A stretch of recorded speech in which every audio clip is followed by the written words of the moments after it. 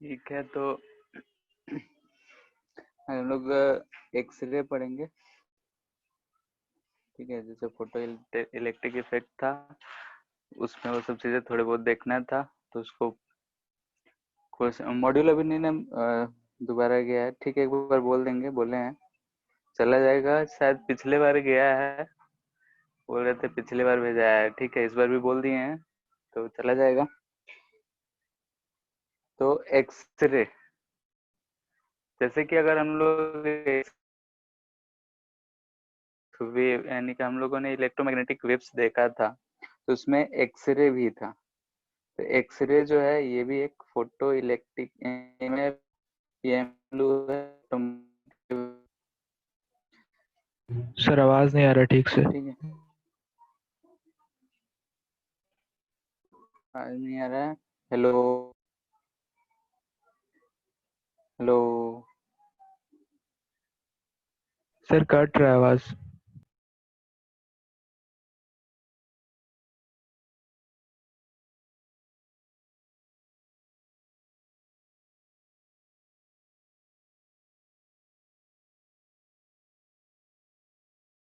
तो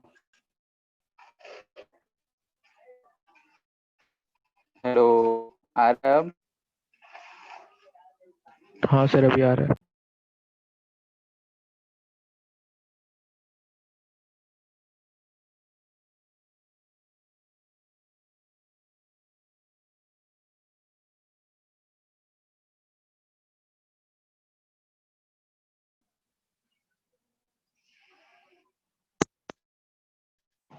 हेलो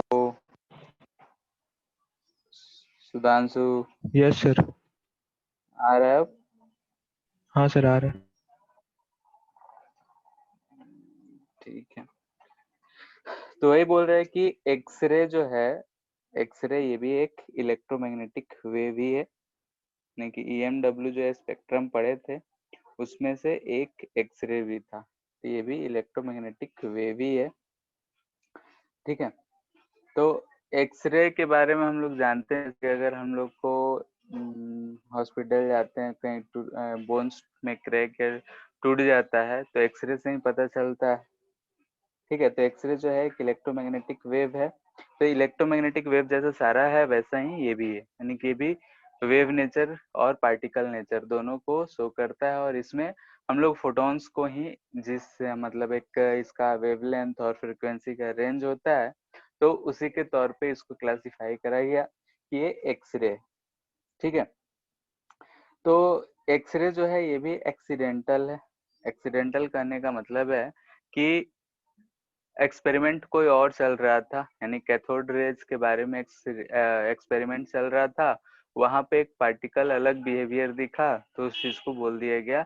उस समय इसके बारे में कुछ भी आइडिया नहीं था, पता नहीं था, तो इसलिए रोएंटगेन जो थे वही पहला बार इसको देखे थे, ऑब्जर्व करे थे। और उसी के बेसिस पे, इसके बारे में कुछ आइडिया नहीं था कि क्या है कैसा है, तो इसलिए इसका नाम रख दिया गया लेट से एक्स। तो एक्स और रे है, तो आज तक एक्सरे ही चलता है। ठीक है, तो इसका नामकरण जो पड़ा एक्सरे इसी बेसिस पे पड़ा, क्योंकि इसके बारे में किसी को उस समय आइडिया नहीं था कि क्या है। तो निकल रहा था, तो उस समय मान लिया गया कुछ है, एक्स मान लेते हैं, तो उस समय से आज तक एक्सरे ही इसको नाम दे दिया गया। इसका जो एक्सपेरिमेंट चल रहा था वो कैथोड रेस के बारे में चल रहा था। कैथोड फास्ट मूविंग इलेक्ट्रॉन्स को, ठीक, कैथोड रेज का एक्सपेरिमेंट चल रहा था, और कुछ नहीं है बल्कि क्या है, फास्ट मूविंग इलेक्ट्रॉन्स। ठीक है, डिस्चार्ज ट्यूब जैसा होता है, फोटो इलेक्ट्रिक इफेक्ट में हम लोगों ने देखे थे जो डिस्चार्ज ट्यूब में एक्सपेरिमेंट चलता है, तो वैसा ही इसका भी सेटअप है। कुलिस ट्यूब बोलते हैं। तो पहले हम लोग को देखते हैं प्रॉपर्टीज इसका क्या क्या है। तो एक्सरे जो होता है, हम लोग इलेक्ट्रोमैग्नेटिक वेव्स को बोलेंगे। ठीक है, ये इलेक्ट्रोमैग्नेटिक वेव होगा जिसका वेवलेंथ रेंज जो होगा, जैसे कि हम लोग वेवलेंथ के टर्म में या एनर्जी के करें, तो सर फिर आवाज नहीं आ रहा है। Wavelength, hello hello, yes sir. पूरा कट रहा है क्या? सर मतलब समझ में नहीं आ रहा आप क्या बोल रहे हैं। जैसे बोल रहे हैं कि आवाज पूरा मतलब रुक रुक के जा रहा है या क्या हो रहा है? हाँ सर ये कट बीच बीच रहा में है? कट जा रहा है। अभी ठीक जा रहा है? हाँ अभी ठीक है सर।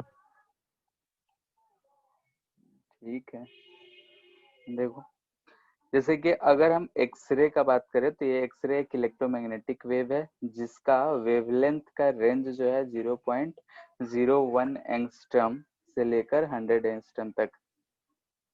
ठीक है, जैसे कि हम लोगों ने स्पेक्ट्रम देखा था तो सबसे पहले आया था कि रेडियो वेव, फिर माइक्रो, इंफ्रारेड, विजिबल, फिर यूवी, फिर एक्सरे, फिर गामा रेज।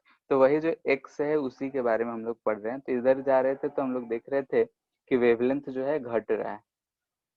तो इसका जो वेवलेंथ है वो कम ही रहता है, लो रेंज होता है। तो इसका जो वेवलेंथ है वो 0.01 से लेकर 100 एंगस्ट्रम तक रहता है। ये कोई हार्ड एंड फास्ट रेंज नहीं है, ठीक है। ऐसा नहीं है कि और कोई रेंज जैसे गामा रेज 100 से कम नहीं हो सकता है। हो सकता है, हार्ड एंड फास्ट नहीं है, लेकिन मोस्टली इसी रेंज में पाए जाते हैं, इसलिए इसका ये एक रेंज कर दिया गया। जैसे विजिबल जो था वो हम लोग का 350 से 700 नैनोमीटर तक था, तो वैसे ही इसका भी एक रेंज।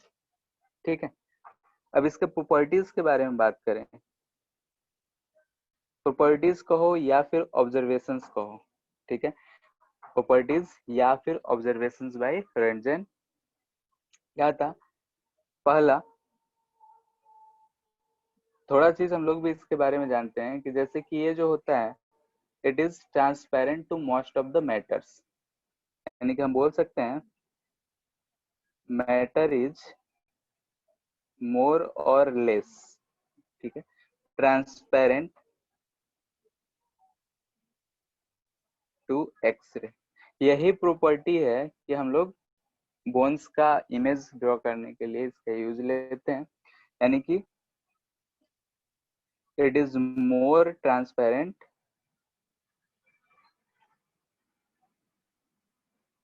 To flesh.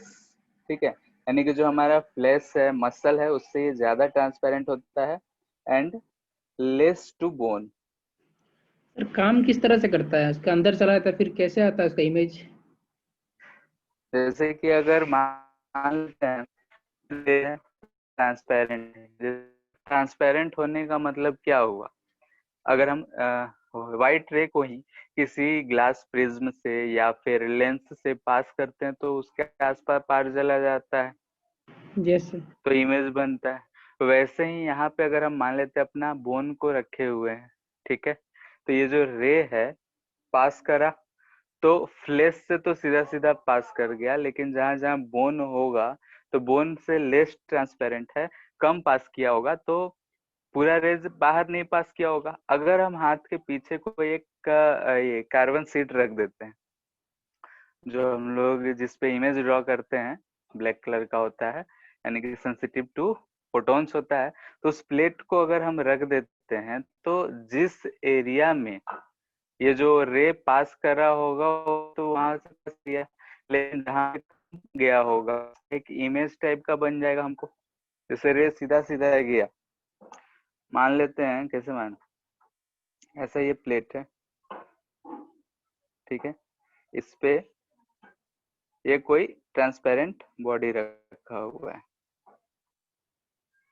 ठीक है। तो अगर रे गया होगा तो इधर सब जगह तो जहां गया होगा पास कर गया, ठीक है, लेकिन इस रे वाले रीजन में पूरा का पूरा रे पास नहीं किया, तो इसका एक इमेज इस प्लेट पे बन जाएगा, बनेगा, खुद ही सोचो। यस तो सर। इसी मेथड से हम लोग इमेज ड्रॉ करते हैं कि पीछे एक कार्बन प्लेट रख देते हैं जो कि सेंसिटिव टू एक्सरेज होता है, यानी फोटोन से सेंसिटिव होता है। अलग तरह का एक प्लेट आता है, देखे होगे एक्सरे वाला जो कार्ड होता है, ब्लैक कलर उसको का क्या रहता है। बोलते हैं? हाँ, नाम याद नहीं आ रहा है। सर वापस फोटोग्राफिक प्लेट शायद बोलते हैं। ये हाँ, रिफ्लेक्ट होता है क्या? एक्सरे कभी रिफ्लेक्ट होता है? तो रे ही है, रिफ्लेक्ट हो सकता है, मतलब किसी से टकरा के क्यों वापस नहीं आ होगा। सकता है?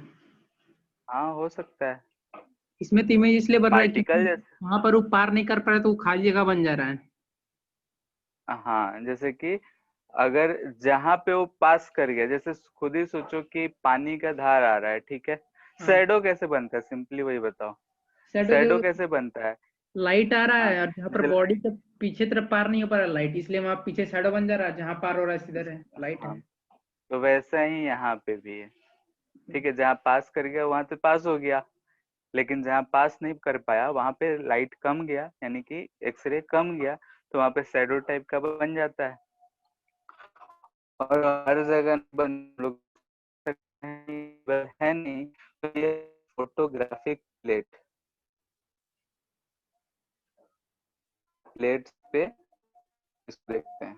ठीक है, फोटोग्राफिक प्लेट्स पे इसको रिप्रेजेंट करते हैं। तो फोटोग्राफिक प्लेट पे जहाँ शैडो बना, मान लेते हैं कि हम हाथ रखे हैं, तो जहां जहां फ्लैश है वहां तो पार कर गया, लेकिन जहां जहां बोन था वहां पार नहीं कर पाया, तो उसका शैडो जो है इस प्लेट पे हमको दिखता है। तो हमको ओरिजिनल, डॉक्टर्स लोग को पता रहता है कि ओरिजिनल कैसा शेप होता है। अगर उसमें से कुछ डिफेक्ट है, टूटा फूटा है, तो देखेगा तो पता चल जाएगा कि भाई ऐसा होना चाहिए था, लेकिन अब ऐसा है, यानी कि टूटा हो गया, कुछ डिमेरिट, ऐसे हम लोग देख के पता कर लेते हैं। सिमिलरली ऐसा ही होता है कि it is less transparent to metals भी होता है, तो उसके बेसिस पे हम लोग उसमें भी डिफेक्ट्स पता करने के लिए इसको यूज कर लेते हैं। तो ये था पहला प्रॉपर्टी की मोर और लेस ये ट्रांसपेरेंट होता है most of the matter. Second,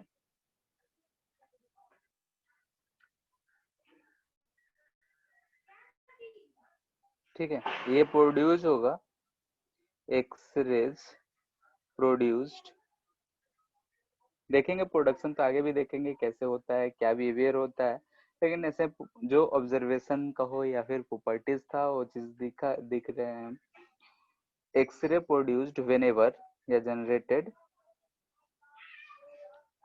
high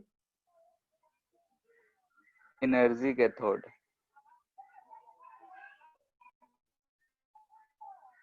cathode rays यानी कि फास्ट मूविंग इलेक्ट्रॉन्स को कहा जाता है स्ट्राइक्स सॉलिड मटेरियल। ठीक है, किसी सॉलिड मटेरियल से अगर ये एक्सरेज कैथोड रेज टकराता है तो एक्सरेज का प्रोडक्शन होता है। कैसे होगा उसके बारे में हम लोग कुछ देर में ही देखेंगे। थर्ड,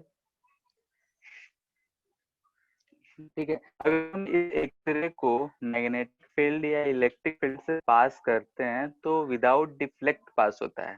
यानी कि अगर मान लें कि यहाँ पॉजिटिव है, इधर निगेटिव है, ठीक है, तो पॉजिटिव चार्ज है, निगेटिव चार्ज है, यानी कि इलेक्ट्रिक फील्ड का डायरेक्शन ये होगा, और मैग्नेटिक फील्ड मान लेते हैं कि इनटू द प्लेन ऐसा है, ये मैग्नेटिक फील्ड है। अगर हम इसमें इस एक्सरेज को इधर से पास करें तो ये सीधा सीधा विदाउट डेविएटेड पास कर जाता है। तो अगर इलेक्ट्रिक फील्ड से भी डेविएट नहीं हुआ, मैग्नेटिक फील्ड से भी डेविएट नहीं हुआ, तो इसका मतलब ये कहा जाता है कि it is chargeless. It is chargeless इसलिए क्योंकि it does not deviate, it does from original path बोल सकते हैं। deviated from its path in electric and magnetic field. ठीक है, अगर इलेक्ट्रिक फील्ड और मैग्नेटिक फील्ड से हम पास करते हैं तो ये विदाउट डेविएटेड पास कर जाता है। विदाउट डेविएटेड पास होने का मतलब यही हुआ कि इसमें कोई चार्ज नहीं है। चार्ज होता तो इलेक्ट्रिक फील्ड में भेजते तो इलेक्ट्रिक फोर्स लगता, मैग्नेटिक फील्ड में 90 डिग्री पे भेज रहे हैं तो मैग्नेटिक फोर्स लगता, यानी कि इसमें चार्ज नहीं होता है। बाकी सब फोटोन की तरह भी ये जो है चार्जलेस पार्टिकल होता है। चार्जलेस है तो हम लोग पढ़े थे चार्ज का प्रॉपर्टी कि चार्ज विदाउट मास एग्जिस्ट नहीं कर सकता है, तो हम बोल सकते हैं इसका कि रेस्ट मास जो होगा वो 0 होगा, और इसलिए हम लोग इसको बोलते हैं इट इज फोटोन। ठीक है, जैसा कि हम लोग फोटो इलेक्ट्रिक इफेक्ट में फोटोन का जो बात कर रहे थे वही एक इलेक्ट्रोमैग्नेटिक है, फोटोन है। इसका वेवलेंथ या एनर्जी जो है अलग है, इसलिए इसका कैटेगरी अलग रखा गया है।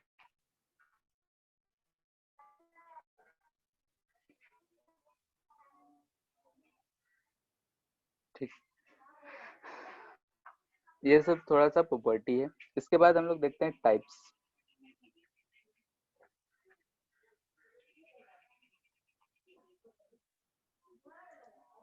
Types of X-rays. ठीक है, तो इसको on the basis of wavelength हम इसको दो पार्ट में डिवाइड करते हैं। ठीक है, कैटेगरी ए का 1 बोल रहे हैं सॉफ्ट एक्सरे। ठीक है, सॉफ्ट नाम से ही पता चल रहा है कि सॉफ्ट होगा, यानी कि ज्यादा इसमें एनर्जी नहीं होगा, यानी कि on the basis of penetrating power.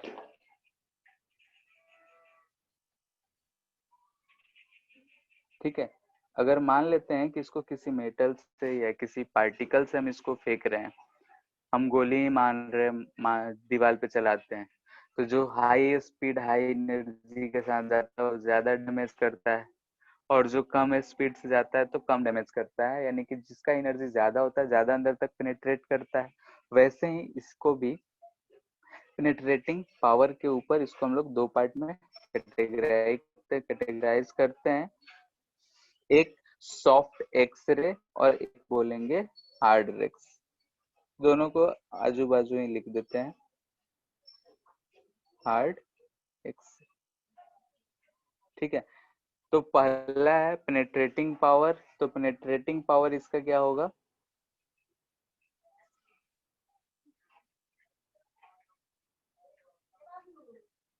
इसमें लेस होता है, इसमें हाई होता है। ठीक है, पेनेट्रेटिंग पावर हाई होने का मतलब क्या हुआ, पेनेट्रेटिंग पावर हाई यानी कि पास एनर्जी ज्यादा होगा, इसके पास हम बोल सकते हैं एनर्जी लेस है, इसके पास एनर्जी हाई है। ठीक है, इसका एनर्जी जो होगा वो लेस होगा और इसका एनर्जी जो होगा वो हाई होगा, क्योंकि पेनेट्रेटिंग का है तो जिसका एनर्जी जितना ज्यादा उतने ज्यादा वो पेनेट करता है। एनर्जी इसमें लेस होने का मतलब कि फ्रीक्वेंसीज का हाई और वेवलेंथ कम, यानी लेमडा जो होगा ज्यादा होगा, कि वेवलेंथ मोर होगा, और हम लोग generally lambda greater than 10 angstrom लेते हैं इसमें। ठीक है, 0.01 से 100 तक था, तो 10 से अगर ज्यादा रहता है तो उसको हम लोग सॉफ्ट मानते हैं। एनर्जी कम है यानी कि लेमडा, एनर्जी हम लोग लिखते हैं एच सी बाई लेमडा, अगर एनर्जी कम तो लेमडा ज्यादा होना चाहिए, तो लेमडा जो है 10 एंगस्ट्रॉम से ज्यादा होता है। इसमें जो लेमडा होगा, लेमडा का वैल्यू जो होगा इस केस में कम होगा, और जनरली हम लोग अगर लेस देन 1 एंगस्ट्रॉम होता है तो इसको हम लोग बोलते हैं कि ये इसका एनर्जी ज्यादा है, लेमडा कम होगा, 1 से कम रहता है, तो उसको जनरली हम लोग हार्ड एक्सरे बोलते हैं। प्रोड्यूस कैसे करेंगे, तो प्रोड्यूस्ड, ठीक है, कंस्ट्रक्शन जब देखेंगे तो ये बात क्लियर हो जाएगा, at low potential difference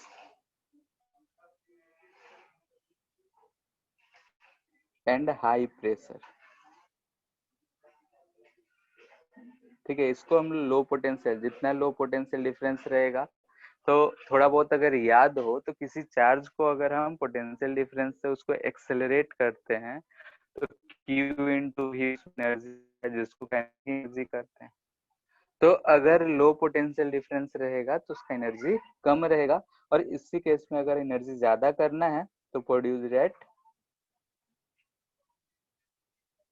relatively high potential difference and low pressure, इसको ऐसे हम लोग प्रोड्यूस कर सकते हैं। तो ये सॉफ्ट और हार्ड एक्सरे जो है इसका डिफरेंस है। सॉफ्ट एक्सरे हम लोग बोल रहे हैं कि जिसका पेनेट्रेटिंग पावर कम होगा, हार्ड एक्सरे जिसका पेनेट्रेटिंग पावर ज्यादा होगा। अब पेनेट्रेटिंग पावर है यानी कि जिसका एनर्जी जितना ज्यादा उतना ही उसका पेनेट्रेटिंग पावर ज्यादा, एनर्जी ज्यादा तो वेवलेंथ कम। ठीक है, तो उसी हिसाब से हम लोग देखिए, और एनर्जी ज्यादा देने के लिए अगर हम इसको एक्सेलरेट कर रहे हैं तो पोटेंशियल जो होना चाहिए, अगर लो रहा तो हम कम एनर्जी दिए, हाई रहा तो ज्यादा एनर्जी दिए, तो उस हिसाब से हम पोटेंशियल से भी इसको रिलेट कर सकते हैं। तो डिफरेंस थोड़ा बहुत याद रखना है। मेन जो है हम लोग का अभी है, ठीक है, ऑन प्रोडक्शन मैकेनिज्म यानी कि classification on the basis of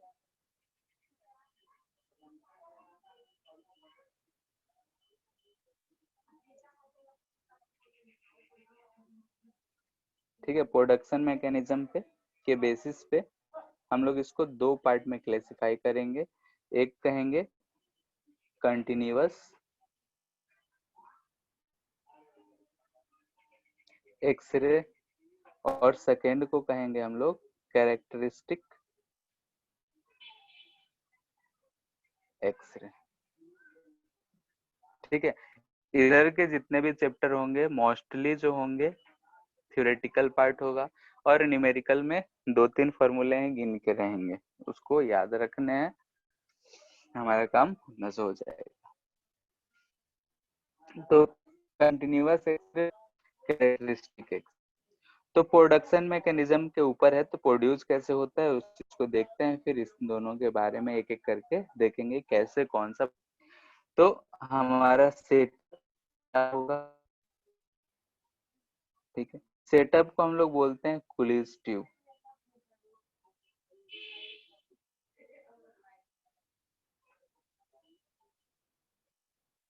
ठीक, कैथोड रेज के लिए भी यही ट्यूब यूज होता है।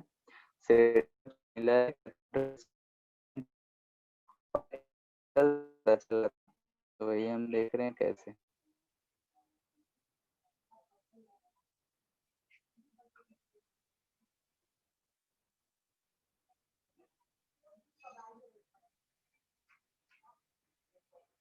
ठीक है, ऐसा ही इसको हम लोग बोलते हैं कुलिस ट्यूब।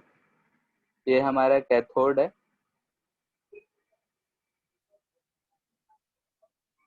इधर एनोड लगा होता है,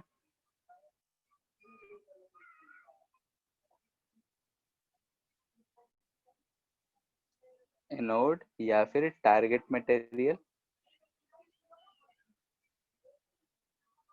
ठीक है, इसी मटेरियल के थ्रू हमारा एक्सरे प्रोड्यूस होगा। हम यहाँ पे इसको किसी पोटेंशियल डिफरेंस से लगा देंगे।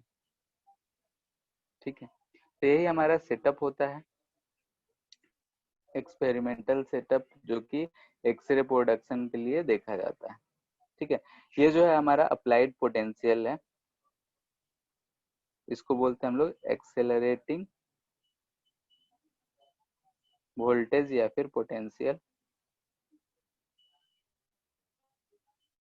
जो ऊपर यहाँ पे भी लिखे थे, तो पोटेंशियल रिलेटिवली हाई पोटेंशियल या लो पोटेंशियल जो भी बोल रहे हैं, इसमें गैस भरा हुआ रहता है। ठीक है, इसमें गैस वैक्यूम भी कर सकते हैं। ये जो है हमारा कैथोड है, फिलामेंट टाइप का लगा होता है जिससे कैथोड रेज निकल रहे होते हैं। ठीक है, ये हमारा टारगेट मटेरियल है। टारगेट मटेरियल को अगर हम थोड़ा सा और क्लियरली अगर बताएं तो इस तरह का ये बना होता है, ऐसा।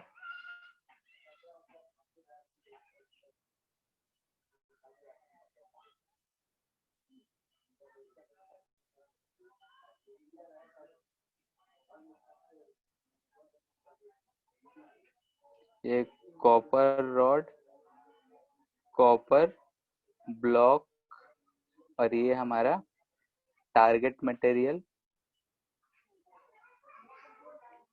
ये जनरली मोलिब्डेनम या फिर टंगस्टन यूज करते हैं हम लोग। क्यों यूज करते हैं ये सारी चीजें हम बाद में बताएंगे। फिलहाल हम इस चीज को अगर हम लिख रहे हैं तो ये हम एनोड के बारे में लिखें कि एनोड का पूरा कंस्ट्रक्शन जो होता है इस तरीके का होता है। ठीक है, अब आते हैं अपना जो कैथोड रेज का एक्सपेरिमेंट चल रहा था, उससे हम लोग का बात समझ में आ जाएगा क्या हुआ, कैसे हुआ, क्या नहीं हुआ। ये अगर हम लोग ऐसा दे रखे हैं तो इस पे आएगा पॉजिटिव चार्ज, ये प्लस है, इधर आएगा निगेटिव चार्ज। तो इसमें इलेक्ट्रिक फील्ड जो होगा हमारा इधर की तरफ इलेक्ट्रिक फील्ड का डायरेक्शन होगा। ये कैथोड का जो प्रॉपर्टी होता है, यानी कि यहाँ से इलेक्ट्रॉन्स को निकलना होता है।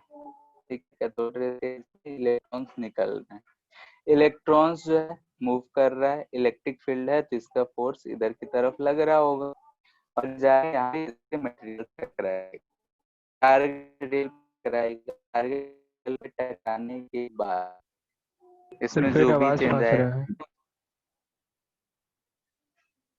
Hello, yes sir. Yes sir. Sir थोड़ा पहले से बता दीजिए जहाँ से एक्सप्लेनेशन शुरू किए थे। ठीक है, जैसे कि अगर हम ये कैथोड बोल रहे हैं, कैथोड है हमारा, तो अगर हम ऐसा पॉजिटिव टर्मिनल से कनेक्ट कर रहे हैं इधर निगेटिव टर्मिनल से, तो इसमें इलेक्ट्रिक फील्ड क्रिएट हुआ और यहाँ से इलेक्ट्रॉन जो है कैथोड से बाहर निकला। ठीक है, अब वहां से कैसे निकलता है उसके बारे में हम लोग को इस चैप्टर में उतना ध्यान से नहीं पढ़ना है, उसको हम लोग फोटो इलेक्ट्रिक ये एटॉमिक स्ट्रक्चर में देखते हैं या फिर कैथोड रेज में केमिस्ट्री में पढ़े होंगे। हम लोग को जनरली एक्सरे से काम है, तो ये एक्सपेरिमेंट पहले से चल रहा था कैथोड रेज का, तो गलती से फोटोग्राफिक प्लेट वहां पे रखा गया तो उस पे शैडो बना, तो पता गया कि भाई ये शैडो कैसे बना, तो बोला कुछ एक्सरे, कोई ऐसा रेज है जो नहीं जानते हैं, तो उसी को बोल दिया गया एक्सरे। तो एक्सरे क्या था, तो ये जब इलेक्ट्रॉन जो है इस पे जाके टारगेट मटेरियल पे टकराया तो यहाँ से कुछ एनर्जी निकला। ठीक है, यानी कि कुछ एनर्जी, यानी कि फोटॉन्स की टर्म में फोटॉन्स जो होता है वो पैकेट ऑफ एनर्जी बोलते हैं, तो जो एनर्जी निकला इसी चीज को बोलते हैं हम लोग एक्सरे। ठीक है, यानी कि उसके टकराने से इलेक्ट्रॉन जब उस पे टकराया तो कुछ एनर्जी लॉस किया, कहीं तो निकला होगा। खुद ही सोचो कि अगर हम इलेक्ट्रॉन को किसी मेटल पे हम टक्कर दे रहे हैं, यानी कोलाइड करा रहे हैं, तो उसके पास काइनेटिक एनर्जी था, वो एनर्जी जाके वहां पे खत्म हुआ, तो कुछ तो एनर्जी जो है कंजर्व रहता है, तो एनर्जी कहीं गया हो तो कहाँ, तो बोला जाता है कि एक्सरे यानी कि एक फोटोन एनर्जी वहां से जनरेट हुआ जो कि एक्सेलरेटिंग इलेक्ट्रॉन की वजह से, यानी कि अगर टकराया है तो कुछ ना कुछ ना एनर्जी लॉस किया होगा, और वो एनर्जी लॉस जो है ड्यू टू डी एक्सेलरेशन, उसका स्पीड घटा है, यानी कि कुछ डी एक्सेलरेट हुआ है, और हम जानते हैं कि accelerating charge electromagnetic wave generate करता है, तो यहाँ पे इलेक्ट्रॉन डी एक्सेलरेट हुआ है तो कुछ एनर्जी जनरेट किया है, प्रोड्यूस किया है, उसी को हम लोगों ने एक्सरे नाम दिया। ठीक है, यानी कि produced due to deaccelerating या एक्सेलरेटिंग, जनरली हम लोग कहते हैं इलेक्ट्रॉन व्हाइल कोलिजन। ठीक है, कोलाइड करा है तो डीएक्सेलरेट हुआ होगा, तो डीएक्सेलरेट भी हो रहा है तो एक्सेलरेशन ही है नेगेटिव डायरेक्शन में, तो उसकी वजह से ये फोटोन एनर्जी जो रिलीज हुआ है उसको हम लोग बोल रहे हैं एक्सरे। तो एक्सरे और कुछ नहीं बल्कि इलेक्ट्रोमैग्नेटिक वेव है, जो इलेक्ट्रोमैग्नेटिक वेव का वो प्रॉपर्टी होगा, इलेक्ट्रोमैग्नेटिक वेव का सोर्स जो था एक्सेलरेटिंग चार्ज था, तो यहाँ भी इसका सोर्स एक्सेलरेटिंग चार्ज है। अभी यहाँ आते हैं कि ये सब क्यों लगा होता है। जैसे ही इलेक्ट्रॉन मेटल पे टकराएगा तो हीट प्रोड्यूस होगा, कोलिजन से हीट प्रोड्यूस होता है, तो हीट प्रोड्यूस होगा, तो इसीलिए हम लोग मोलिब्डेनम और टंगस्टन यूज करते हैं क्योंकि इसका हाई मेल्टिंग पॉइंट है। ठीक है, इसका मेल्टिंग पॉइंट जो है हाई है, हीट के कारण ये मेल्ट ना हो जाए, इसलिए इसको हम लोग यूज करते हैं मोलिब्डेनम टंगस्टन। कॉपर रॉड और ये भी यूज करा जाता है टू ट्रांसफर हीट। ठीक है, हीट फ्रॉम टारगेट मटेरियल। क्योंकि इलेक्ट्रॉन है टकराएगा तो उससे बहुत ज्यादा एनर्जी प्रोड्यूस हो है, छोटा मोटा एनर्जी प्रोड्यूस नहीं हो रहा है। एक पत्थर अगर हम मारते हैं तो भी गर्म हो जाता है, तो हल्का सा एनर्जी हम करते हैं। लेकिन इलेक्ट्रॉन है बहुत स्मॉल पार्टिकल और बहुत हाई स्पीड से टकरा रहा है, तो उसका जो एनर्जी होगा वो बहुत ज्यादा होगा। तो यहाँ पे मोलिब्डेनम और टंगस्टन इसलिए यूज करते हैं क्योंकि उसका मेल्टिंग पॉइंट हाई होता है, हीट प्रोड्यूस होता है तो मेल्ट ना कर जाए इसलिए, और उसको इफेक्टिव बनाने के लिए कि उसका हीट जो है ट्रांसफर हो जाए बाहर दूसरे को, इसलिए हम लोग कॉपर ब्लॉक या कॉपर रॉड भी अटैच करते हैं पीछे में। क्योंकि हीट कॉपर जो होता है गुड कंडक्टर होता है, तो हीट जो है रॉड में ट्रांसफर हो जाता है। इसका ये जो एरिया है इस शेप के पीछे भी वही रीजन है कि ये एरिया हम लोग इसलिए बढ़ा देते हैं ताकि हीट जो है ज्यादा रिलीज हो जाए। तो ये था इसका कंस्ट्रक्शन के ऊपर। अब आते हैं कि हम लोग कंटिन्यूअस किसको कहेंगे और कैरेक्टरिस्टिक किसको कहेंगे। तो एटॉमिक लेवल पे हमको चलना पड़ेगा, तो हम फर्स्ट देख रहे हैं वही कंटिन्यूअस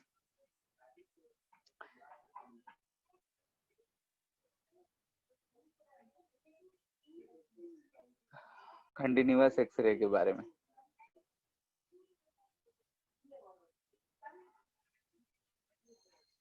ठीक है, कंटिन्यूअस एक्सरे और कैरेक्टरिस्टिक एक्सरे प्रोड्यूस एक ही तरीके से होगा।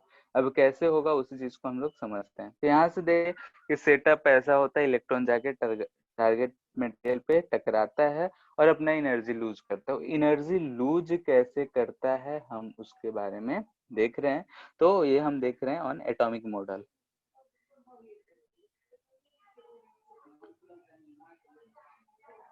ठीक है, एटॉमिक मॉडल पे तो बोर का ही हम लोग लेते हैं तो वही चीज देखेंगे। ये हमारा टारगेट मटेरियल है, टारगेट मटेरियल का ये न्यूक्लियस है। इलेक्ट्रॉन्स जो होंगे इसके ऐसे रिवॉल्व कर रहे होंगे, तो हम इलेक्ट्रॉन्स को ऐसा हम रिप्रेजेंट कर रहे हैं। फर्स्ट सेल में 2 होता है के सेल, एल में 8 होता है,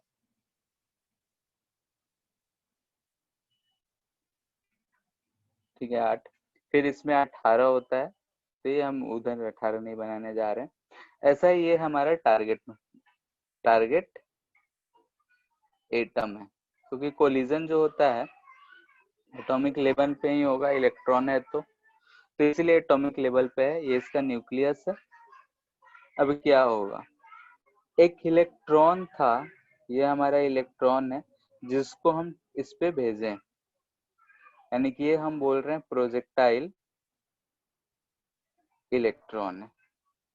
ठीक है, यानी कि यहाँ से जो इलेक्ट्रॉन आके इस पे टकराया है तो एटॉमिक लेवल पे कैसे टकराया है उसी चीज को हम समझ रहे हैं, और उससे जो वो रेज प्रोड्यूस होगा उसको हम बोलेंगे एक्स रेज। कैसे प्रोड्यूस होगा उसी चीज के बारे में। तो यहाँ से हम मान लेते हैं कि इलेक्ट्रॉन जो है ऐसा इसको हम फेंके तो प्रोजेक्ट किए हैं, तो इसके पास कुछ इनिशियल वेलोसिटी होगा, यानी कि इसके पास हाफ mv² एनर्जी होगी। वो किसके बराबर होगा, तो इसको एक्सेलरेट किसी भी चार्ज पार्टिकल को देखे होगा कि हम तो सीधे सीधे हाथ से तो भेज फेंक नहीं सकते हैं, पोटेंशियल लगाकर हम एक्सेलरेट करते हैं, तो हम उसको बोल रहे हैं E/v। ठीक है, ये स्पीड है और ये इसके पास एनर्जी है।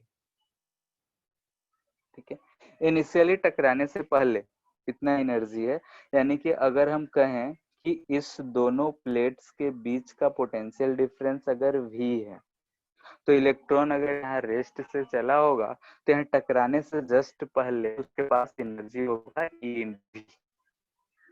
ठीक है, ये बात क्लियर होगा फोटो इलेक्ट्रिक इफेक्ट में कि अगर हम लोग इस पे प्लस चार्ज दे रखे हैं, यहाँ पे माइनस चार्ज, तो इलेक्ट्रिक फील्ड हमारा इधर से इधर है, इन दोनों के बीच का पोटेंशियल डिफरेंस v है। तो अगर एक इलेक्ट्रॉन या चार्ज पार्टिकल q है, इसको यहाँ से हम यहाँ ले जा रहे हैं, तो मान लेते हैं यहाँ इसके पास 0 था, ये v है, या फिर ये v मानो ये 0 मानो, जैसे भी मानो। तो यहाँ जब इसके पास 0 था तो यहाँ जस्ट पहुंचेगा, तो इस चार्ज पार्टिकल के पास एनर्जी जो होगा q/v होगा, और ये इसके पास हाफ mv² का एनर्जी हो जाएगा क्योंकि वेलोसिटी गेन हो जाएगा। तो ये हम एनर्जी इस तरीके से लिखते हैं Q into V। तो वही चीज हम यहाँ पे लिख रहे हैं कि इसको अगर एनर्जी होगा तो कितना होगा, तो इलेक्ट्रॉन है तो चार्ज और पोटेंशियल डिफरेंस दोनों कैथोड और एनोड के बीच में भी है, तो इतना उसके पास जस्ट टकराने से पहले एनर्जी होगा। और स्पीड के टर्म में देखें तो काइनेटिक एनर्जी होगा हाफ mv² कर सकते हैं। अब ये जो इलेक्ट्रॉन ऐसे जा रहा होगा, ठीक है, तो जाएगा तो इलेक्ट्रॉन जो है इस पे रिपल्सिव फोर्स लगेगा, और न्यूट्रॉन जिसमें प्रोटॉन, न्यूक्लियस जिसमें प्रोटॉन होता है, वो अट्रैक्टिव फोर्स, तो इधर नहीं जाएगा, किधर जाएगा, तो ऐसा कुछ पास हो जाएगा इसका, ठीक है। जाना था उसको उधर, लेकिन का पास हो गया। जब ये इलेक्ट्रॉन यहाँ बाहर आया तो इसके जो एनर्जी रहा, यानी कि final energy is less than initial. Sir deflection के कारण क्या बताएं? जैसे कि अगर सोचो कि न्यूक्लियस जो है अपनी तरफ फोर्स लगा रहा है, तो ये तो डिफ्लेक्ट करेगा, साथ में क्या उसका वेलोसिटी घटेगा, इधर जब बाहर निकल रहा होगा बहुत हाई स्पीड है तो इस पे पीछे की तरफ फोर्स लगाया होगा, और यहाँ निकला होगा तो इसका जो वेलोसिटी होगा इनिशियल से कम होगा, और इनिशियल से एनर्जी कम होगा, यानी कि कहेंगे कि इसका एनर्जी जो है घट गया है। समझ आ रहा है? तो यहाँ से जो एनर्जी घटा, तो इस एनर्जी घटने की ही जितना एनर्जी घटा है वही जो है फिर इधर हमको मिल रहा है फोटॉन्स की टर्म में, यानी जितना एनर्जी घटा वो एनर्जी इधर हमको मिला, और ये क्या मिला, तो एक्स रेज मिला, ठीक है। तो अगर कंटिन्यूअस एक्स-रे का बात कर रहे हैं तो ये बात हमको समझ में आना चाहिए कि जो प्रोजेक्टाइल इलेक्ट्रॉन है जब टारगेट मटेरियल के एटम से टकरा रहा है, इसी चीज को कोलिजन बोलते हैं। एक्चुअली में कोलिजन जाके जैसे हम लोग डेली लाइफ में देखते हैं वैसा ही इनमें नहीं होता है, इस चीज को हम कोलिजन बोलते हैं। तो प्रोजेक्टाइल इलेक्ट्रॉन जो है गया, तो न्यूक्लियस ने उस पर एक फोर्स लगाया और उस फोर्स की वजह से उसका एनर्जी को कम कर दिया, ठीक है। और कंजर्वेशन ऑफ एनर्जी से हम कहेंगे कि जितना एनर्जी लॉस हुआ है वो किसी और फॉर्म में जनरेट हुआ होगा, तो कुछ पार्ट हीट में जाता है और कुछ पार्ट हम बोलते हैं कि एक्स रेज में जनरेट हुआ, यानी कि वो एनर्जी जो है photo electric effect, photo electric बोल रहे हैं, फोटोग्राफिक प्लेट अगर हम रखते हैं तो उसमें कुछ इफेक्ट हमको नजर आया, यानी कि वो सिर्फ हीट एनर्जी से तो नहीं आया होगा, यानी कुछ और भी एनर्जी निकला है, उस एनर्जी को हम लोगों ने यहाँ पे नाम दे दिया एक्स रेज, ठीक है। हाई पॉजिटिव, अगर न्यूक्लियस का साइज जितना ज्यादा रहेगा उतना ही ज्यादा ये डीएक्सेलेरेट होगा, उतना ही ज्यादा फोर्स एक्सपीरियंस करेगा, यानी कि उतना ही ज्यादा एनर्जी अपना लूज करेगा, यानी कि एक्स रेज का एनर्जी उतना ही ज्यादा होगा, ठीक है। तो इस मैकेनिज्म से हमको दिख रहा है कि इस तरीके से हमारा एनर्जी प्रोड्यूस हो रहा है, ठीक है। तो यहाँ पे एक इक्वेशन हमको मिल रहा है here, EV equal to half mv²। यहाँ से हमको ये वेलोसिटी कभी कभी पूछा जाता है, तो वेलोसिटी ध्यान रहे 2ev/m का अंडर रूट हम बोल सकते हैं, ठीक है। ये ध्यान रहे ये जो है वेलोसिटी है जस्ट बिफोर, और ये जो है पोटेंशियल डिफरेंस है एनोड एंड कैथोड, ठीक है। एनोड प्लेट और कैथोड प्लेट के बीच का पोटेंशियल डिफरेंस है, तो यहाँ से हमको v वेलोसिटी मिल रहा है,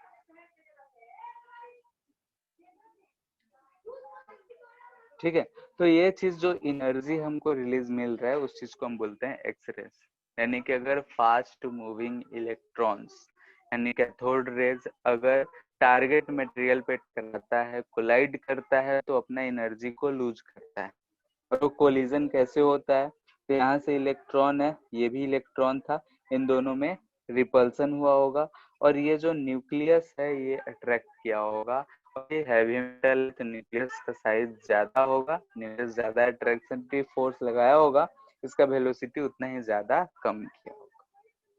तो इस तरीके से जो हमको एनर्जी मिल रहा है यहाँ से एच न्यू बोले या फिर एच बाई लेमडा बोले, तो अलग अलग से अलग अलग वेवलेंथ का हमको एनर्जी मिल रहा है। यहाँ एक इलेक्ट्रॉन के लिए बात है, कैथोड रेज में ऐसा जरूरी नहीं है कि सिर्फ एक ही इलेक्ट्रॉन मूव कर रहा होगा, बहुत सारे इलेक्ट्रॉन मूव कर रहे होंगे। तो बहुत सारे इलेक्ट्रॉन की वजह से बहुत ही ज्यादा स्पेक्ट्रम ऑफ एनर्जी मिलेगा, यानी कि हर वेवलेंथ का एनर्जी मिल सकता है। तो यहाँ पे जो एक्सरे प्रोड्यूस हो रहा है वो कंटिन्यूअस प्रोड्यूस हो रहा है, यानी कि बहुत सारे इलेक्ट्रॉन्स हैं, उनके कारण बहुत सारे वेवलेंथ का एनर्जी हमको मिला, तो इसलिए हम लोग इसको बोलते हैं कंटिन्यूअस एक्सरे। ठीक है, तो जो स्पेक्ट्रम बनेगा वो कंटिन्यूअस बनेगा, इसलिए हम लोग इसको बोलेंगे कंटिन्यूअस एक्सरे।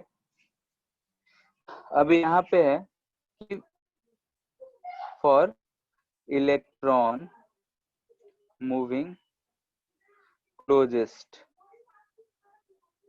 टू न्यूक्लियाई, ठीक है, जो न्यूक्लियस के सबसे क्लोज गया होगा जो इलेक्ट्रॉन, बहुत सारे इलेक्ट्रॉन में एक इलेक्ट्रॉन ऐसा भी होगा जो बहुत क्लोज गया होगा, सबसे क्लोज गया होगा, तो ये जो होगा मतलब almost loses all of its energy. ठीक है, ये अपना पूरा का पूरा एनर्जी लूज कर जाता है, यानी कि इनिशियल एनर्जी था हाफ mv², तो इस केस में, इस केस के लिए चेंज इन एनर्जी हमको कितना मिला। ठीक है, ऊपर वाले के लिए तो हम नहीं बता सकते हैं, किसके पास इनिशियल वेलोसिटी की पता है, फाइनल क्या है हमको नहीं पता है, लेकिन इसके लिए हम कह सकते हैं कि change in energy delta E जो होगा हमारा, डेल्टा यू लिख रहे हैं क्योंकि इलेक्ट्रिक फील्ड यूज करें हैं, ये हाफ mv² टोटल का टोटल होगा, या फिर इसको हम E इंटू वी बोल सकते हैं। और यही जो चेंज इन एनर्जी है, यानी जो फाइनल था इनिशियल था, उन दोनों का जो डिफरेंस है वही को हम एक्सरे बोल रहे हैं। तो यहाँ से एक्सरे, एनर्जी ऑफ एक्सरे हम बोल सकते हैं एक्सरे, जिसको हम बोल रहे हैं एच सी बाई लेमडा, इसको हम यही चीज बोल सकते हैं, यानी कि इसके टर्म में हम बोल सकते हैं इनटू वी। तो यहाँ से ये जो वेवलेंथ होगा, ये एनर्जी जो होगा ये मैक्सिमम होगा, क्योंकि मैक्सिमम ये एनर्जी चेंज जो है ये मैक्सिमम है, क्योंकि इनिशियली इसके पास मैक्सिमम एनर्जी हाफ mv² है, पूरा का पूरा कि यही सबसे ज्यादा मैक्सिमम एनर्जी लूज कर सकता है, इससे ज्यादा और लूज नहीं कर सकता है। तो इस केस में जो हम एनर्जी चेंज लिख रहे हैं ये मैक्सिमम होगा, और एनर्जी फॉर एक्सरे लिख रहे हैं तो भी मैक्सिमम होगा। तो लेमडा का बात करें तो ये हमको मिनिमम मिलेगा, इनवर्स है तो इसलिए लेमडा मिनिमम मिलेगा। तो यहाँ से हमको लेमडा मिनिमम पूछा जाता है, तो लेमडा मिनिमम जो है ये हमको दिख रहा है एच सी बाई ईवी। ठीक है, तो इस चीज को एच सी बाई ई को हम लोग 12400 लिख सकते हैं, भी एंगस्ट्रम, भी को वोल्ट में लिखना है। तो ये चीज जो हमको मिला 12400 बाई भी, ये मिनिमम वेवलेंथ मिला, और मिनिमम इतना है, इससे ज्यादा तो कोई भी हो सकता है। ठीक है, इससे ज्यादा तो इन्फिनिटी तक कुछ भी हो सकता है। तो इसका जो स्पेक्ट्रम है का कर्व जो है इंटेंसिटी वर्सेस वेवलेंथ, ठीक है, इसके लिए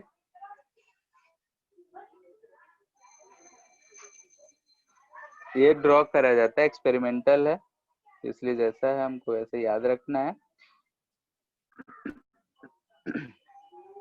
इंटेंसिटी जो होता है number of photons per unit area बोलते हैं, या फिर पावर अपॉन एरिया। तो यहाँ से हम बोल रहे हैं कि वेवलेंथ है, इधर इंटेंसिटी है। हमको दिख रहा है कि एक मिनिमम वेवलेंथ होगा, और यहाँ से ऐसा रहता है। ठीक है, यानी कि ये हमारा लेमडा एम, यानी कि एक मिनिमम वेवलेंथ से लेकर जहाँ इंटेंसिटी जो होगा सबसे, जैसे कि अगर मिनिमम वेवलेंथ बोल रहे हैं तो एक मिनिमम वेवलेंथ होगा, ये कुछ ऐसा रहेगा। ठीक है, इधर जो इंक्रीमेंट होगा वो ज्यादा स्लोप होगा और इधर थोड़ा कम होगा। अगर अलग अलग पोटेंशियल पे हम ड्रॉ करें तो अलग अलग ये चीज आता है। जो मिनिमम होता है अलग अलग पोटेंशियल, यानी कि जो हम पोटेंशियल कर रहे हैं, यहाँ पे v का वैल्यू अगर हम चेंज करेंगे तो ये भी वैल्यू चेंज होगा, v को बढ़ाएंगे तो ये घटेगा। ठीक है, तो दो हम बना रहे हैं, एक इसको अगर हम बोल रहे हैं v1, इसको बोल रहे हैं v2, इसको लैम्डा m1, इसको लैम्डा m2। तो v1 अगर ग्रेटर देन v2 है तो lambda m1 less than lambda m2 होना चाहिए ना, नहीं तो v1 ऐसा हो जाएगा फिगर के अनुसार। ठीक है, v1 जो होगा लेस होगा तो लैम्डा m1 ज्यादा होगा लैम्डा m2 से, यानी कि जिसके लिए पोटेंशियल, यानी कि अगर इसको हम बोल रहे हैं कि 20 किलो वोल्ट है तो v2 जो होगा ये 40 होगा। ठीक है, यानी कि v2 ज्यादा होगा तो उसके मिनिमम जो है कम होता जाएगा। ठीक है, यानी कि ये चीज जो है ये हम बोल रहे हैं shortest wavelength of X-ray produced, और ये जो हमको मिल रहा है कंटिन्यूअस स्पेक्ट्रम मिल रहा है। स्पेक्ट्रम मतलब हर वेवलेंथ का एनर्जी मिल रहा है, कंटिन्यूअस मिल रहा है मिनिमम से लेके इसलिए इसका नाम दिया गया कंटिन्यूअस स्पेक्ट्रम।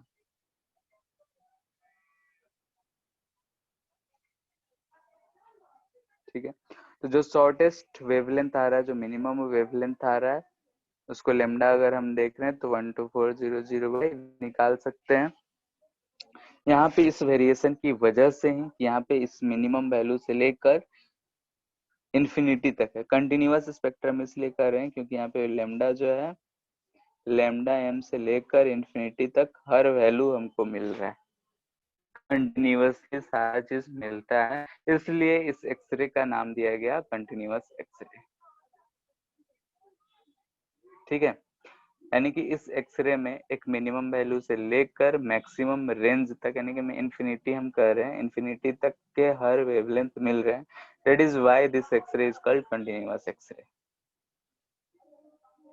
ठीक है, अगर इंटेंसिटी और वेवलेंथ का अगर हम बनाते हैं, जनरली जो इंटेंसिटी हम लिखे हैं, इंटेंसिटी वेवलेंथ के रिस्पेक्ट में हम लोग लिखते हैं यहाँ पे,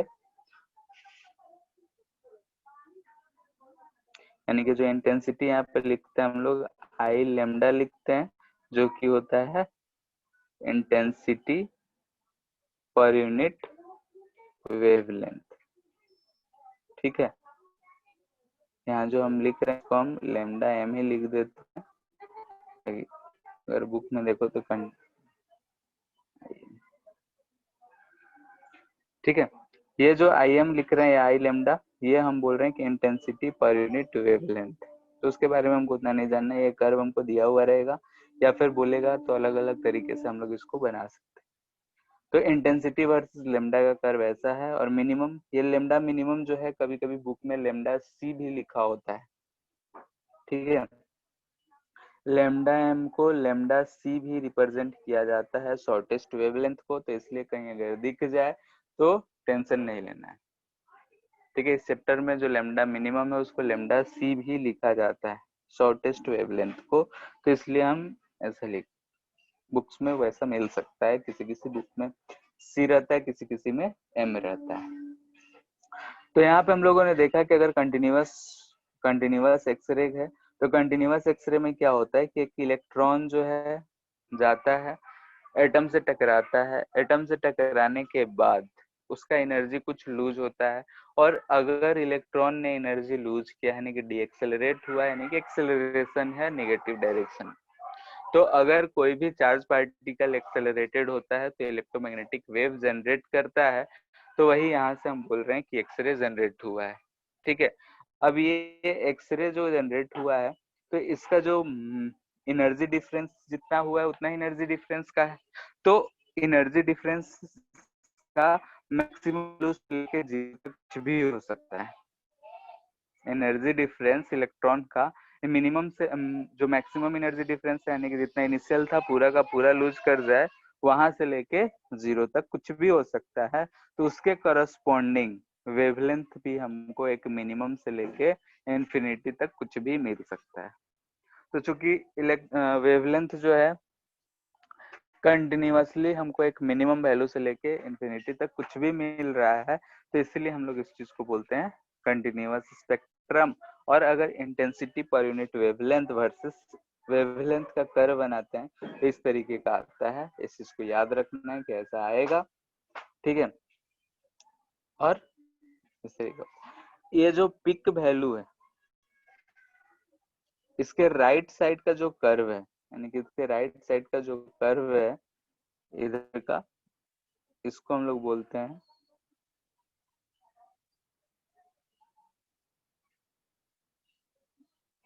ठीक है, ये चीज बोलते हैं। अब क्या प्रोनाउंसिएशन होगा तुम लोग खुद कर लो, ठीक है। यानी कि ये क्या है, broad continuous spectrum on right side of peak value. क्या है सर ये? बस नाम है, प्रोनाउंसिएशन BREMSSTRAHLUNG, यानी इधर वाले को नाम दे दिया गया है कि इधर का जो स्पेक्ट्रम है उसको ये हम नाम दे देते हैं। क्या पढ़ेंगे, ब्रेमस्ट्रलंग, पता नहीं, ठीक है। कहीं जरूरत नहीं पड़ता है, कहीं अगर मिल जाए, मतलब एनसीईआरटी अगर पढ़ रहे हो या फिर ऑप्शंस में 1-2 नंबर में मिलेगा तो मिलेगा, नहीं तो और कोई इसका जरूरत नहीं है, ठीक है। तो बस ध्यान रखना है कि ये चीज होता है। ये जो है पिक वैल्यू से राइट साइड में जो ब्रॉड पार्ट है उसको हम लोग बोलते हैं, कि जो अगर पार्ट है इस पार्ट को हम लोग ये नाम दे दिया गया है। क्यों दिया गया है इसके बारे में भी कोई, ठीक है। तो ये था हमारा कंटिन्यूअस स्पेक्ट्रम। तो कंटिन्यूअस स्पेक्ट्रम के बारे में अगर हमको जानना है तो कंटिन्यूअस स्पेक्ट्रम होगा कि अगर जो टारगेट इलेक्ट्रॉन है वो टारगेट मटेरियल से टकरा रहा है, अपना एनर्जी लूज कर रहा है, एनर्जी लूज करने के एवज में वो एक फोटोन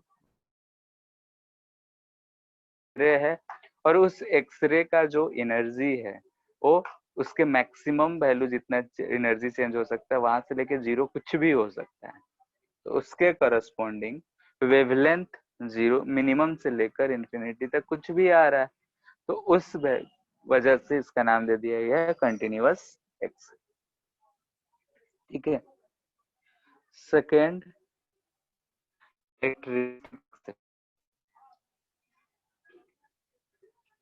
जैसा नाम है इसका भी वही होगा,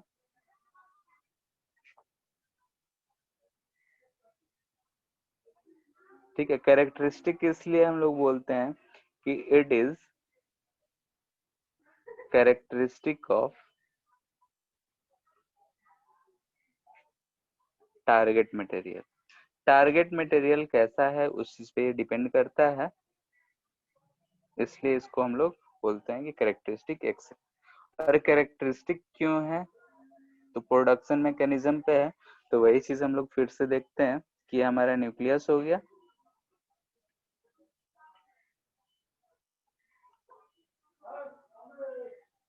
ठीक है। ये न्यूक्लियस है, इसके चारों तरफ ये सेल्स हैं, इसमें 2 इलेक्ट्रॉन्स है, इसमें 8 रहता है, 4, इसमें 18, 2 8 18 ऐसे ही चलता रहता है। ये जो इलेक्ट्रॉन है फिर से हमारा ये इधर की तरफ जा रहा है, प्रोजेक्टाइल इलेक्ट्रॉन, ठीक, कितना भी एनर्जी से गया,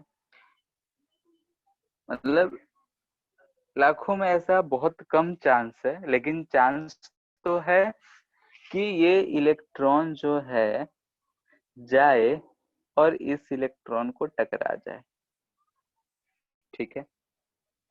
चांस बहुत कम है, लेकिन ये चांस है कि ये जाए और इस इलेक्ट्रॉन को टकरा जाए, यानी कि इट में कोलाइड विथ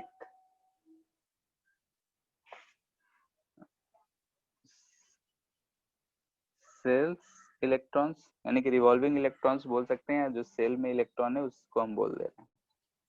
ठीक है, यानी कि ये ऑर्बिटल इलेक्ट्रॉन ज्यादा अच्छा रहेगा, ऑर्बिटल इलेक्ट्रॉन चांस है। ठीक है, बाकी हम ऊपर वाले केस में देखें कि गया टकराया और वापस आ गया अपना एनर्जी लेके, लेकिन पॉसिबिलिटी ये भी है कि वो जाके किसी ऑर्बिटल इलेक्ट्रॉन से टकरा जाए। अगर वो ऑर्बिटल इलेक्ट्रॉन से टकराएगा तो चांसेस ये बनता है कि ये इलेक्ट्रॉन इधर की तरफ,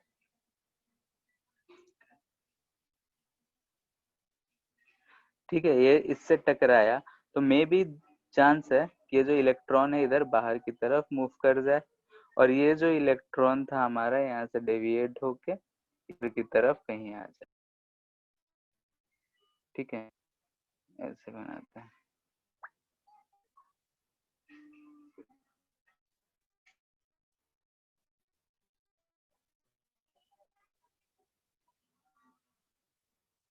ठीक है, ये जो हम बोल रहे हैं ये ऑर्बिटल इलेक्ट्रॉन है,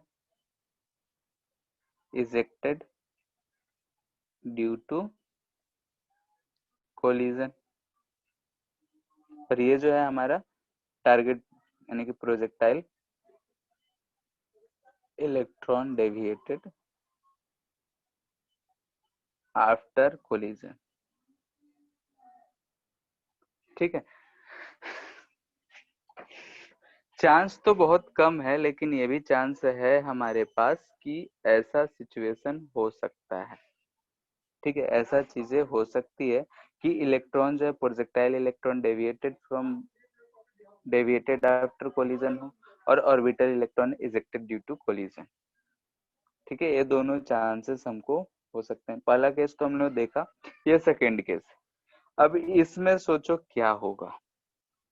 थोड़ा बहुत एटॉमिक स्ट्रक्चर में हम लोगों ने पढ़ा है कि अगर एक न्यूक्लियस है, यहाँ पे अगर इलेक्ट्रॉन है, यहाँ भी इलेक्ट्रॉन्स हैं, अगर हम यहाँ से एक इलेक्ट्रॉन को गायब कर दें, ठीक है, तो यहाँ पे हमको एक वैकेंट स्पेस मिल रहा है।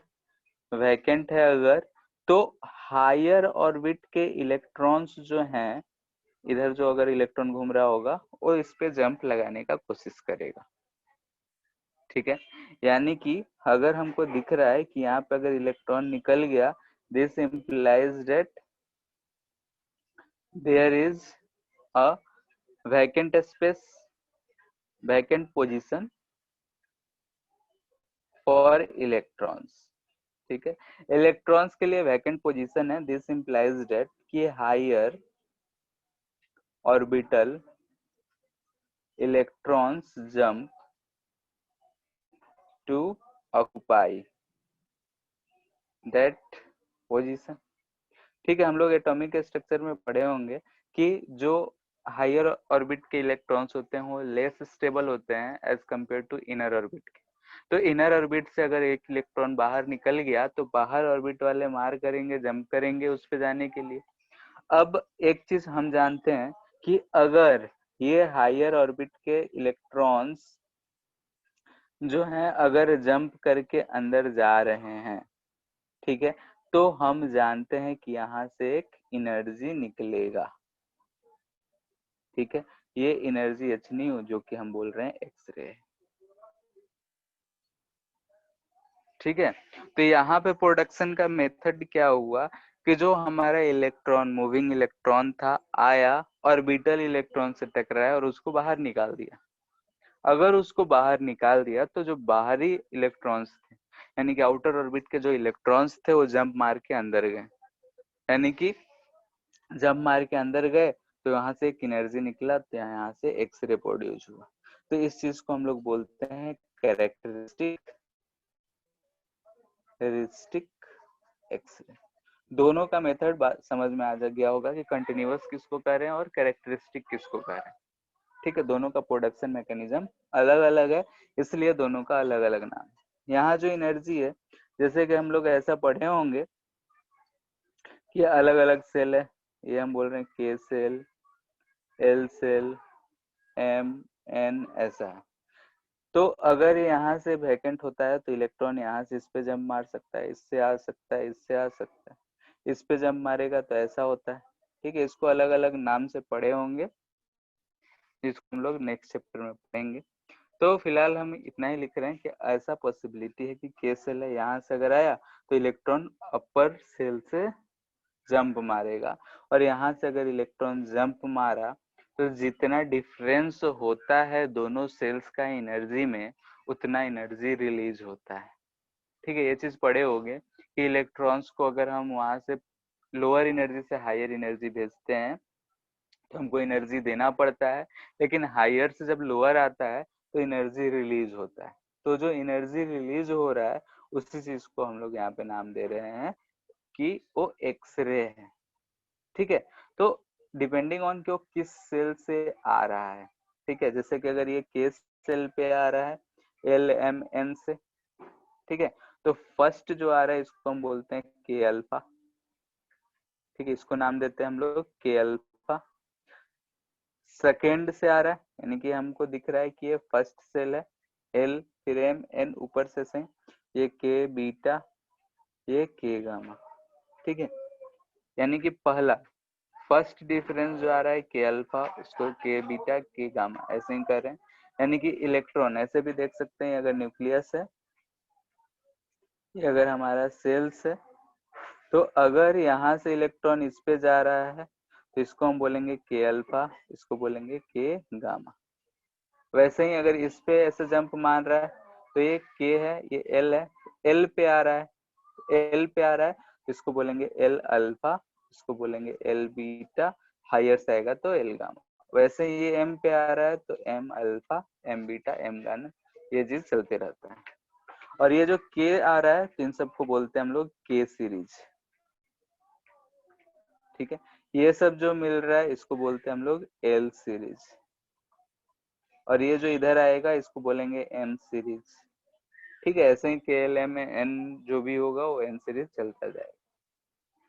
यानी कि जस्ट फर्स्ट बाहर वाले से आ रहा है, यानी कि थर्ड से सेकंड पे आ रहा है, इसको हम बोल रहे हैं एल अल्फा। फोर्थ से सेकंड पे आएगा तो एल बीटा। वैसे ही हम लोग यहाँ भी देख सकते हैं 1 2 3 4 है, 2 से 1 लाइमन अल्फा। बाल्मर सीरीज वाला है क्या? हाँ, तो लाइमन बार्मर वाला ही है, लेकिन जैसे यहाँ पे जो एनर्जी निकल रहा है उस चीज को हम लोग के टर्म में बोल रहे हैं। ठीक है, यानी कि यहाँ से जो निकलेगा उसको हम के अल्फा बोलेंगे, इसको के बीटा, के गामा, एनर्जी का हम बात कर रहे हैं। और लाइमन सीरीज तो ये ना बोलते थे कि बात तो वही है कि इलेक्ट्रॉन कहाँ से कहाँ जंप किया है। जैसे लाइमन बार्मर पास्कल नहीं करते थे, इसमें इलेक्ट्रॉन जंप किया तो एनर्जी डिफरेंस वहां पे हम लोग बोलते थे, वही चीज यहाँ भी है, बस अलग अलग नाम दे दिया गया है। ठीक है,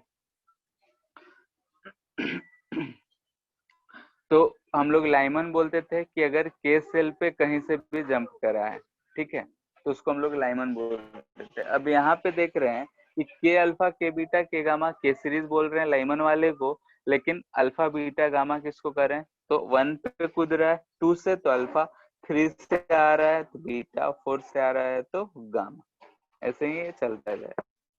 ठीक है, और इसके लिए अगर हम बनाएंगे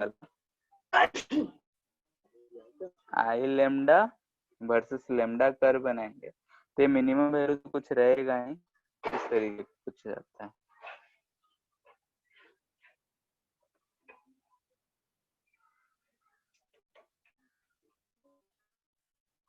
ठीक है, ऐसा कुछ, यानी कि यहाँ पे यहाँ पे यहाँ पे ऐसा अलग अलग लेमडा के लिए ये जो इंटेंसिटी है कुछ बढ़ जाए, इसको हम के बीटा बोल दे रहे हैं, के अल्फा है। एनर्जी की वजह से हम लोग इस चीज को देख सकते हैं कि कौन सा होगा। ठीक है, ऐसे ही चलता जाएगा। तो ये जो टर्म पिक बन रहा है तो ये कैरेक्टरिस्टिक है, तो इसी चीज को बोलते हैं कैरेक्टरिस्टिक। हाँ, ये ध्यान रखना है कि ऐसा नहीं है कि कंटिन्यूअस अकेले प्रोड्यूस होगा, कैरेक्टरिस्टिक अकेले प्रोड्यूस होगा। यहाँ भी दिख रहा है कि कंटिन्यूअस पूरा है, लेकिन कहीं कहीं पे कैरेक्टराइज हो जा रहा है। ठीक है, यानी कि कंटिन्यूअस और कैरेक्टरिस्टिक एक्सरे दोनों साथ साथ प्रोड्यूस होता है। हमने देखने के लिए दोनों को अलग रखा है, ठीक है। समझने के लिए दोनों को ऊपर वाले में सिर्फ कंटिन्यूअस दिखाए थे, उसमें कैरेक्टराइज हम नहीं किए थे। इसमें कंटिन्यूअस भी है, कैरेक्टरिस्टिक भी है। तो ये बात ध्यान रखना है कि कंटिन्यूअस और कैरेक्टरिस्टिक दोनों हमेशा साथ साथ प्रोड्यूस होगा, क्योंकि ऐसा जरूरी नहीं है कि जो हम इलेक्ट्रॉन को फेंक रहे हैं वो जाके सब इलेक्ट्रॉन को निकाले ही, ऑर्बिटल इलेक्ट्रॉन को। या फिर ऐसा भी पॉसिबिलिटी नहीं है वो इलेक्ट्रॉन से ना टकराए, दोनों चीजें होंगी ही, ठीक है। तो इस बेसिस पे हम कह सकते हैं कि कभी भी अगर प्रोड्यूस होगा तो कंटिन्यूअस और कैरेक्टरिस्टिक एक्सरे हमेशा प्रोड्यूस होता है, ठीक है। यानी कि यहाँ से हम बोल सकते हैं कि both type of x-rays produced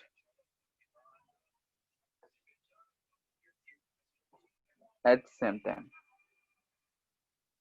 ठीक है। किसी भी अगर हम समय का बात कर रहे हैं तो उस समय दोनों प्रोड्यूस हो रहा होगा, क्योंकि इलेक्ट्रॉन टकरा रहे, बहुत कम समय में सारी चीजें हो रही हैं, ये चीजें। अब इसमें के अल्फा, के गामा, ये सब चीजें तो एनर्जी डिफरेंस से हम लोग ये चीज को बता सकते हैं ये किसमें कौन सा होगा। तो यहाँ से इसके करस्पॉन्डिंग अगर कोई लैम्डा बीटा बोल दे रहे हैं, इसके लिए लैम्डा के अल्फा बोल रहे हैं, ये के बीटा बोल रहे हैं। तो हम इधर ही क्यों लिखे हैं, इस चीज को जानने के लिए हम ये चीज थोड़ा बहुत, ये एनर्जी याद है क्या, बोलो। ये एल के वाले के लिए के एल एम, के लिए एनर्जी कितना होता है, -13.6। एल एल वाले सेल के लिए कितना एनर्जी होता है, -3.4 -3.4 इलेक्ट्रॉन वोल्ट, और ऊपर जाएंगे तो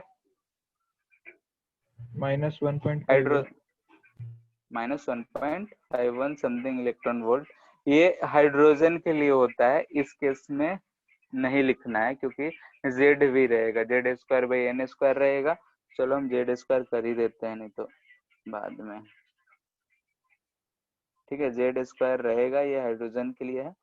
फिर भी हमको डिफरेंस से मतलब है, इसलिए बोल रहे हैं। यहाँ का अगर हम डिफरेंस देखें तो यहाँ पे हमको दिख रहा है 10.2। इस दोनों के बीच का डिफरेंस देखें तो हमको दिखेगा, कितना दिख जाएगा बताओ, 1.5, 11 पॉइंट समथिंग, 11 पॉइंट समथिंग कुछ मिल रहा, ठीक है। तो अगर हम इसके लिए बोल रहे हैं कि ये जो है के अल्फा की सीरीज के लिए है, ये जो है के बीटा के लिए है। तो अगर हम देख रहे हैं कि डेल्टा ई फॉर के beta is greater than delta E के गाम अल्फा, ये है। तो अगर हम वेवलेंथ का बात करें तो एनर्जी जो होता है इनवर्सली प्रोपोर्शनल टू लेमडा होता है।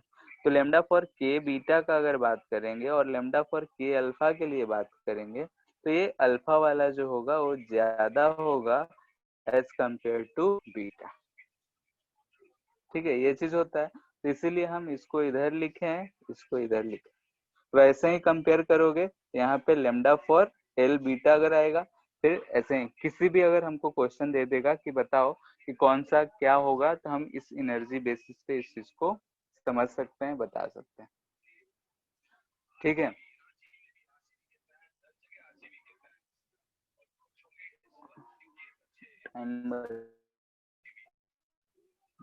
ठीक है, फिर आज इतना ही रहने दे रहे हैं, और इसमें आधे घंटे का लगभग टॉपिक बचा हुआ है। तो कल मतलब नेक्स्ट क्लास में इससे रिलेटेड किस तरह का क्वेश्चन है वो चीज देखेंगे। फिर एक मोजले लॉ है, ठीक है। मोजले लॉ है जो कि थोड़ा न्यूमेरिकल वैल्यू कैसे सॉल्व करेंगे उन सब चीज के बारे में इसमें बताता है, तो वो चीज देख लेंगे। और फिर इसका एप्लीकेशंस क्या है, तो ये दो टॉपिक बच रहे हैं हम लोग का, मोजले लॉ और एप्लीकेशंस। और साथ में ये जो हम लोग देख रहे हैं इनसे रिलेटेड कैसा क्वेश्चन आते हैं, ये सब चीजें हम लोग नेक्स्ट क्लास में देख लेंगे। तो एक्सरे हम लोग का और मोस्टली आधा घंटा का बच रहा है, तो नेक्स्ट हम खत्म करने के बाद फिर फिजिक्स शुरू करेंगे, यानी कि एटॉमिक स्ट्रक्चर स्पेक्ट्रम वाला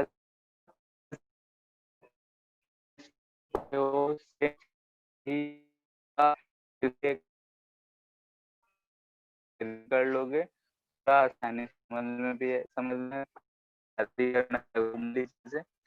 तो होगा क्या, रहेंगे तो आसान जल्दी जल्दी हो जाएगा, इसलिए एक बार उसको रिवाइज कर लेना।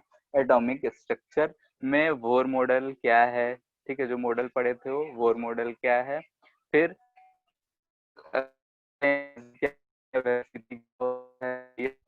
क्या आता है वो सब चीजें, फिर स्पेक्ट्रम, हाइड्रोजन स्पेक्ट्रम, इतना चीज एटॉमिक स्ट्रक्चर से पढ़ लेना है, ठीक है। तो नेक्स्ट क्लास में हम लोग एक्सरे खत्म करके फिर वो चीज शुरू करेंगे, ठीक है। फिर आज के लिए ये इतना बुक ही। में कौन से चैप्टर में मिलेगा ये?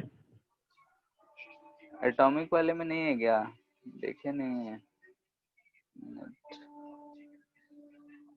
जैसे अगर सिंगेज ये सब यूज करोगे तो उसके लिए तो एटॉमिक स्ट्रक्चर वाले में दे रखा है। वो तो नहीं है, एनसीईआरटी में नहीं है। एक मिनट देख लेते हैं।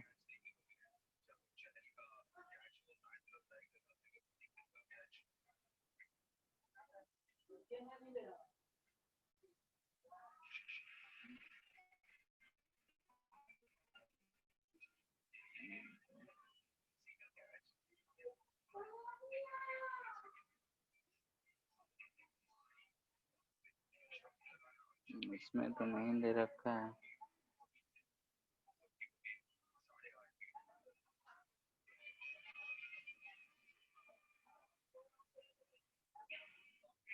नहीं दिया है सर। नीट में तो इस बार तो आया नहीं था इससे कोई क्वेश्चन।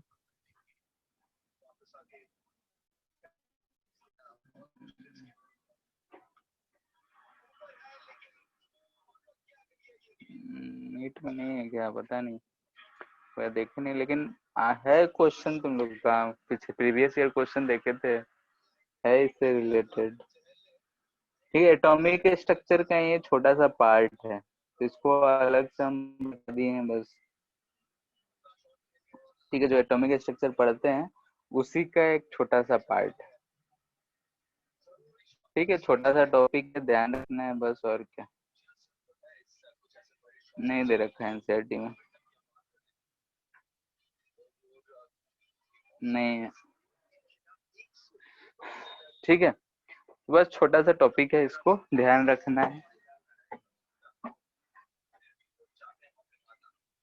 ठीक है। आज इतना ही रहने देते हैं, नेक्स्ट क्लास में से जो छोटा थोड़ा बहुत बचा हुआ है उसको खत्म करके फिर एटॉमिक फिजिक्स शुरू करेंगे। तो एटॉमिक फिजिक्स है, एटॉमिक स्ट्रक्चर है, अगर पहले से पढ़ोगे तो उसमें भी ज्यादा टाइम नहीं लगेगा, ठीक है। डेरिवेशंस,